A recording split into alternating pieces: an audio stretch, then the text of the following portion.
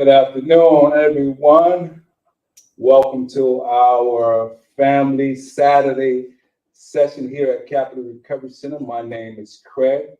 I am one of your recovery coaches today, and we have a lovely guest who's going to be sharing some great information. And the goal is to help people uh, dealing with addiction, whether it be a family member or them themselves.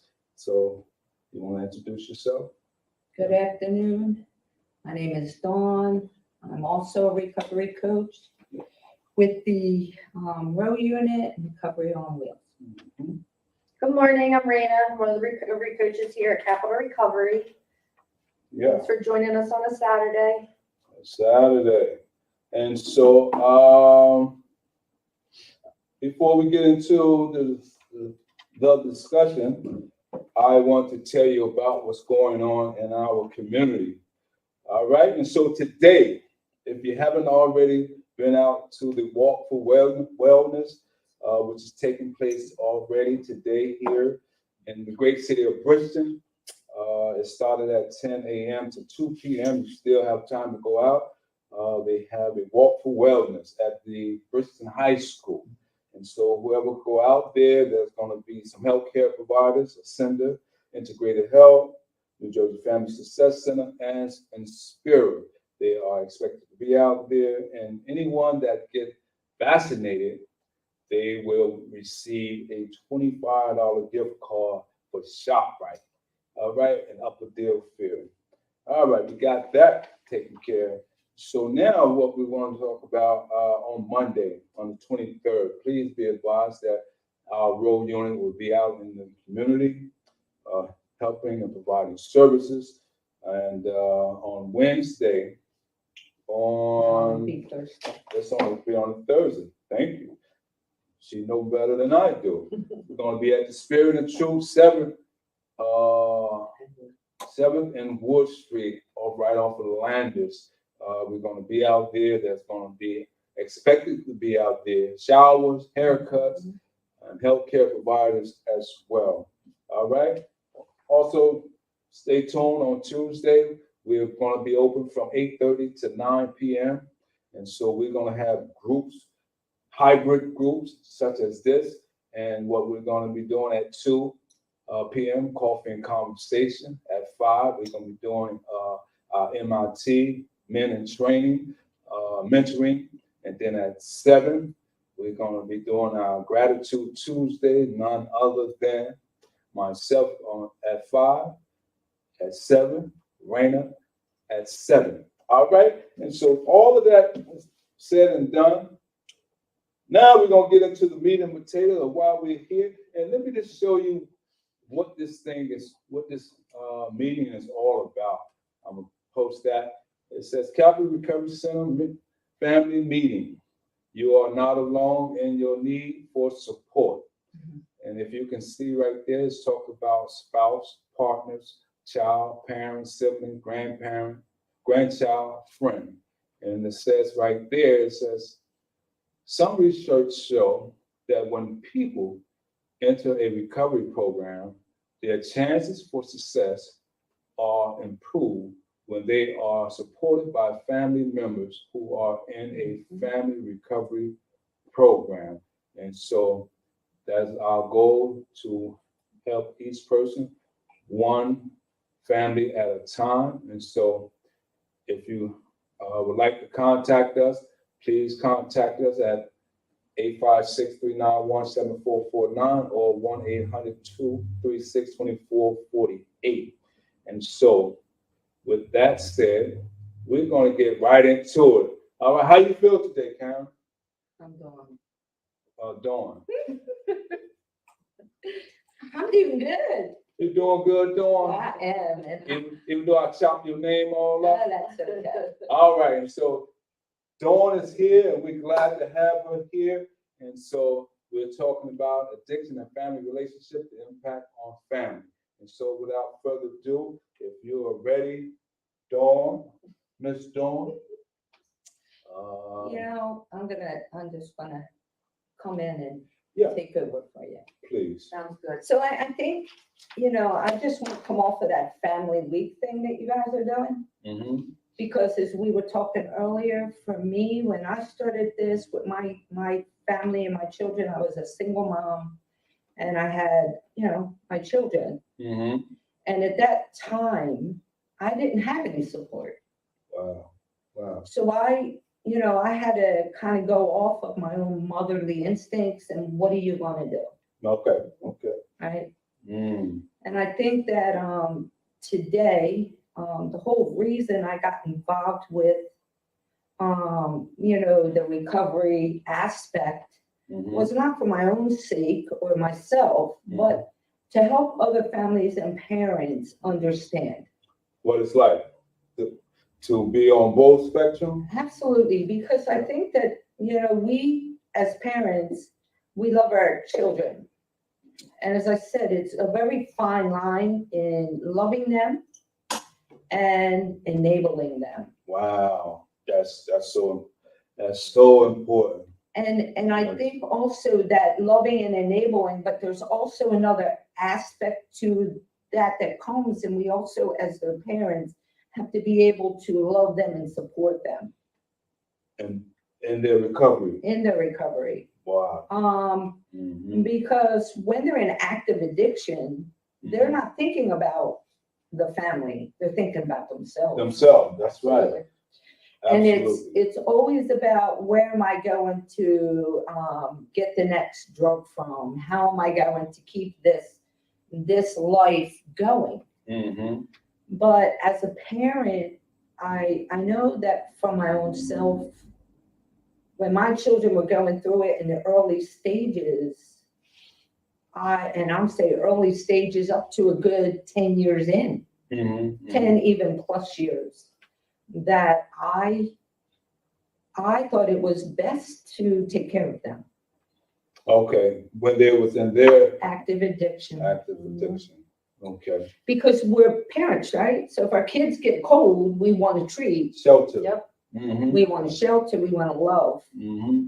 When they're in an active addiction, we see this, but we don't realize unless you are supported and you have something like ROW or Capital Recovery Mm-hmm. that is giving that support system. Yeah.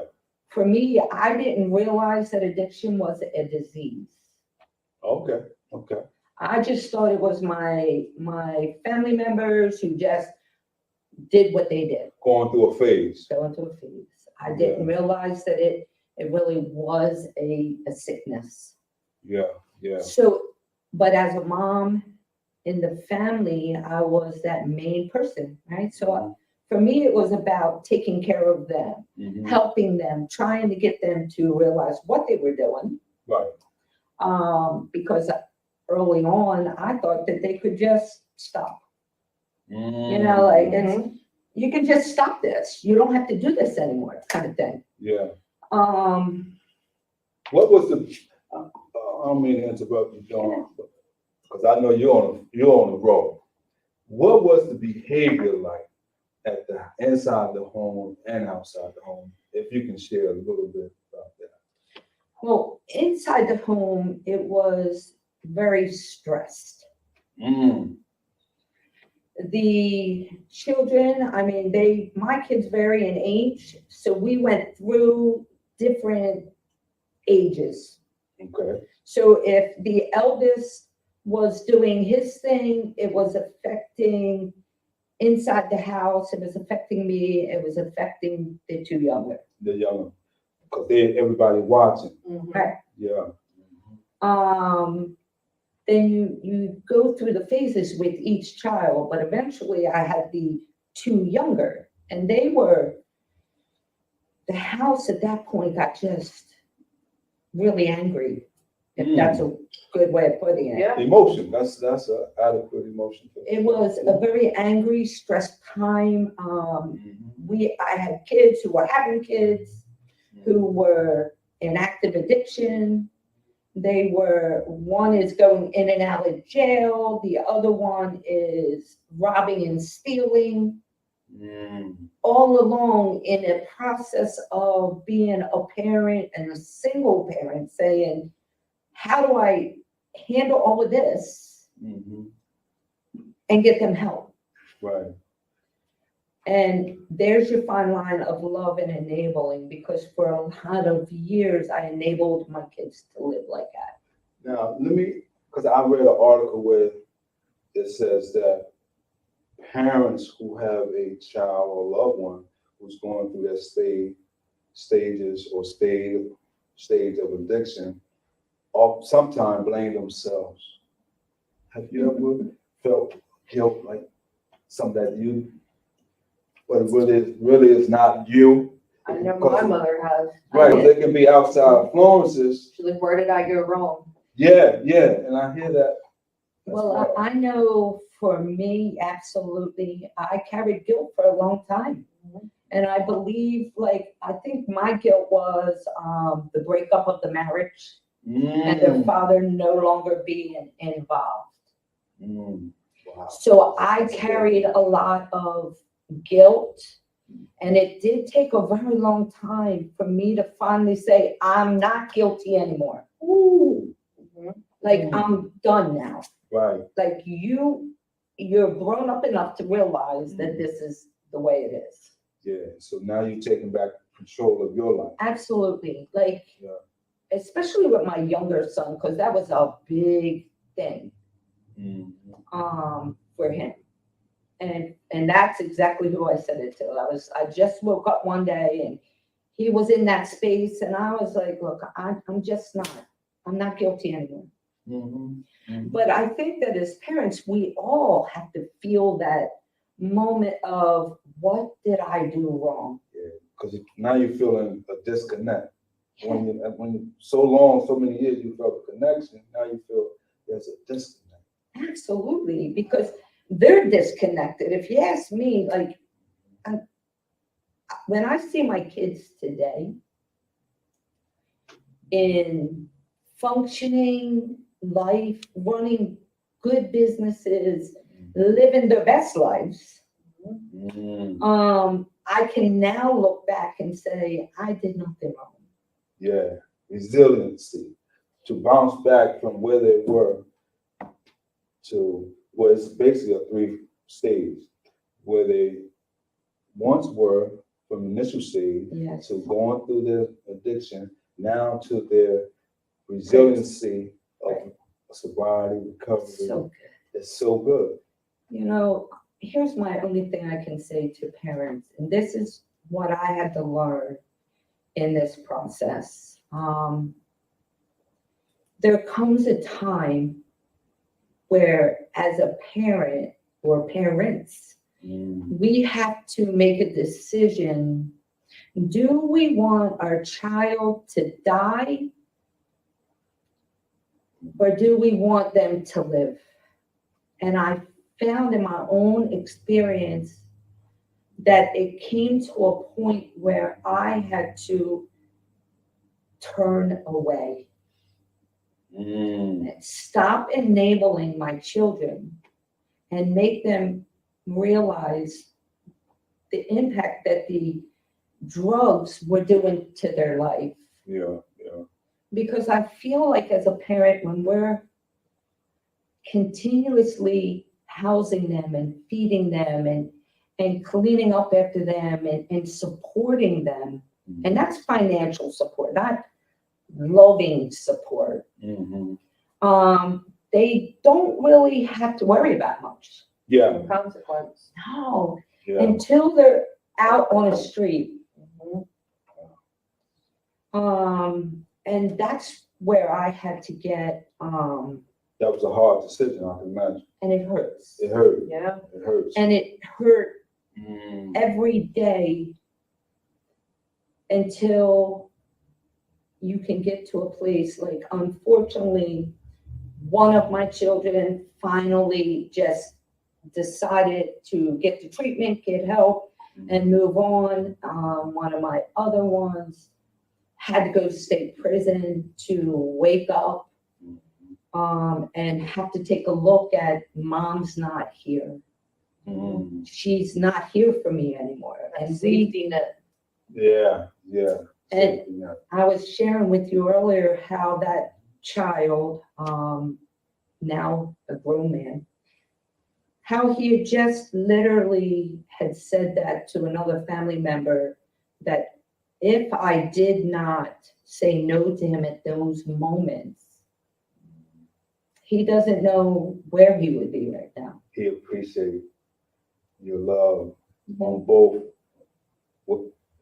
ends, you know, to be there when he was going through it Yes. and be there once he came out of it. Yes. And that's the hope right there, that they can realize that what you did, because at the time, I'm sure they were angry. Yeah, Because yeah. I know how I felt when, people started shutting me out. Mm-hmm. You get angry and blame them and everything else, but then to be able to like come to a point where they're like, you know what, you did what was best. Yeah, And to be able to appreciate that, that's that hope right there. yeah. And That's a true. bonus. You know, I was sharing with you, both of you earlier, that I encountered a mother who was struggling with a child while I was at the Rhode Violent police station, and she was sharing with me that her child was going through different stages of addiction. And she said that to her best ability, only thing she knew he was doing was marijuana. And she says she don't want to kick him out. He also was struggling with mental illness. She says when he's on the drugs, he's fine. But when he's not, he's become disruptive and violent. And I asked the question, I said, well, how do he get the drug? And you was talking about the enabling aspect. She said, well, I give him money and he go get it. And he sit out on the back. And I said, wow. And so I just was on the phone with her prior to us getting on. She said, I asked my son what other things that he's using. And he started revealing more than what she thought he was doing. Which is usually the case. Usually the case, because I know when I was in my state of addiction, I was very manipulative, cunning, baffling, whereas I would only downplay the stuff that I was actually using because I didn't want nobody, Right. that I'm an addict or I'm a person that's struggling with a disease and that I need help. Until I got the help, I realized that I wasn't a bad person. I was just making some bad decisions, and a lot of people, family members, and I'm quite sure they know their child, the good stage of the child. And so when they're making bad decisions, it hurts. It gotta hurt. Craig, when you said that he started to reveal, it just made me feel really good inside, because if he's revealing, because let's be real, I would never be able to go to one of my kids back in that place and say, you're doing this, because they would deny it, manipulate the whole thing. So if they're revealing, to me, that's saying, I want you to help me. Yes, and that's what she was saying. Yeah. Because I know me, I've done my share of drugs. Never have I become addicted. But I knew, and it was me, because I would always, when I wanted my mom to know something, I kind of brought it up in a conversation and even downplayed that it was even me, just so she could give me that information. I need help, right? Yeah. So I just, listen, I think that that's a great sign. I think that mother should really take that and, work with the people here, get him the mental health help that he needs. Absolutely. And then be able to work on building him back up. Yeah. And that's part of the 5 stages of change that we often talk about. First, the child being the pre-contemplation stage. Yes. And so now he's basically in the contemplation stage. And so, once he began to, prepare for some action, then we could get him further along to maintain. So he's, I believe he's on the right track, but a lot of people go through the pre-contemplation, they're not ready. I want to go, but not right now, Not right you know. now. Don't we hear that all the time? That's right. And the I'm most gonna that we do this, but not today. I have to do this or go talk to this person, and Yeah. we're like, wow. And so we were talking about earlier about support groups for parents Hmm. or family members. Mhm. Randy, you was talking about Al-Anon. Yeah, there's not really anything in this area. There's no Al-Anon in Cumberland County, that sort of thing. So what we're hoping to do is start to build to give families that support that they need. Give them a place to come and talk to other, parents or, you know what I mean, whatever the family dynamic is, to know that they're not alone. There is support. You can get through this, and like your children or sibling or whatever it is, you know what I mean, you can get through it. So Yeah, and so that's basically, I believe that's what this hybrid meetings is all about. Every third Saturday from 11 to 2, right? Fran? That we're going to be here to, the doors will be open to have families come here as a support group mechanism, and to lean on one another, to share like Ms. Dawn is doing. I think that's great. Yeah. I think it would be really, I think that is so needed. Yes, yeah. Because like I said, I didn't know back then. And I went through 10 years plus, probably closer to 20, struggling and through this with my own family, within my family. And I just think that having an outlet to be able to come in Yeah, and talk to other family members, other parents yeah. that have to, to get the information and a community to know I am not alone in this. Yeah. because it really is a family disease. Like my sister she lives out of state, and it affected her. Like, you know what I mean? Just knowing that, like, worrying about me and, that type of thing. So sometimes, like, families don't even realize, or the addict especially doesn't realize how, like, far that, like, ripple goes out and how much it affects, like, the people around you.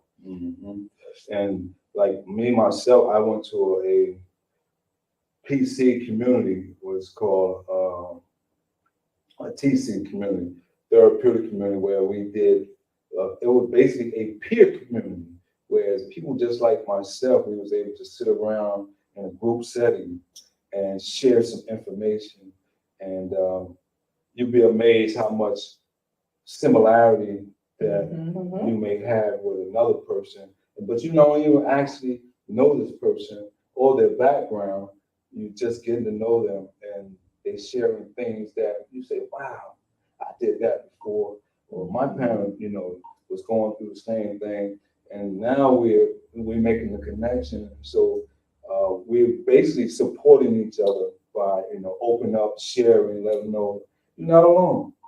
And that's what the goal here is, to basically let people know here in Cumberland County, you're not alone, no matter if it's your child, your brother, your sister, your parent. Just be willing and open to be able to share some of the things that you may go on through, or maybe some things you went through and that you made it successfully, because we don't want to lose nobody, no one, to substance use disorders, because here it is, the fentanyl is very real. It's very real. And like I was telling the lady, that they are mixing so much fentanyl, which is, I believe, 10 times deadly than the stuff they used to put in when I was using drugs.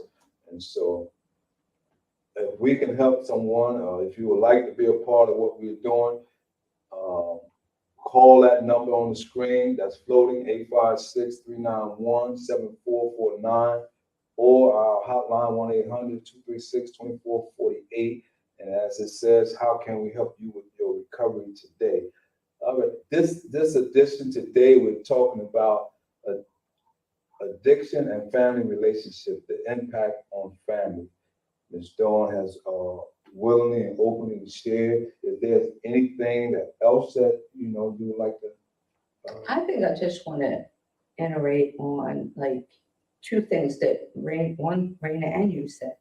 For Raina, she said how, that rippling effect, it goes through the whole family. the whole family. And I have had statements that have been thrown at me and said, you don't know because you weren't even there. Ooh. Mm. And I can honestly say I've always come back and said, you don't know, because when you did it, you took us all with you. Mm. You took the whole family. And then Craig, you said something about whether it be your parent, and we're sitting here today, parents speaking about kids. Right. And I think that we really need to reach out because there are a lot of kids that are dealing with parents that are addicts. Yeah. And, how does that affect them in their daily life today or even in the future?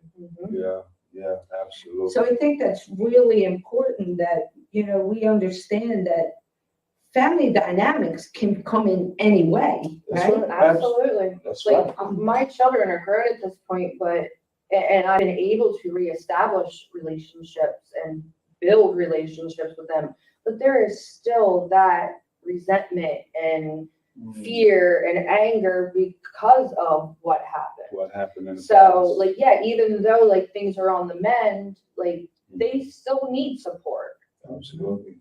And oftentimes, especially the population that we deal with, whether it be someone on drugs or someone coming out of incarceration, a lot of children are resentful of their parents who may be on drugs because they probably missed a birthday, could have missed a ball game, could have missed a talent show, things of that nature, not knowing that, mommy or daddy was struggling with a disease.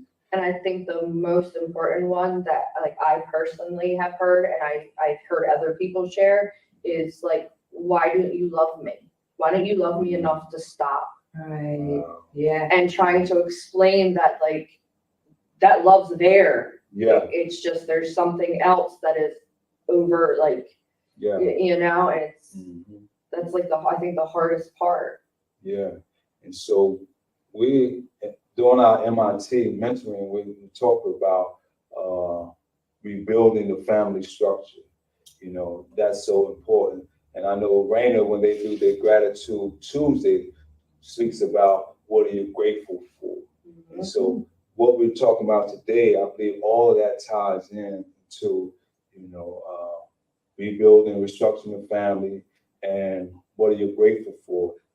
Ms. Dawn, you said that your children are doing so much better. Yes. And that they are grateful.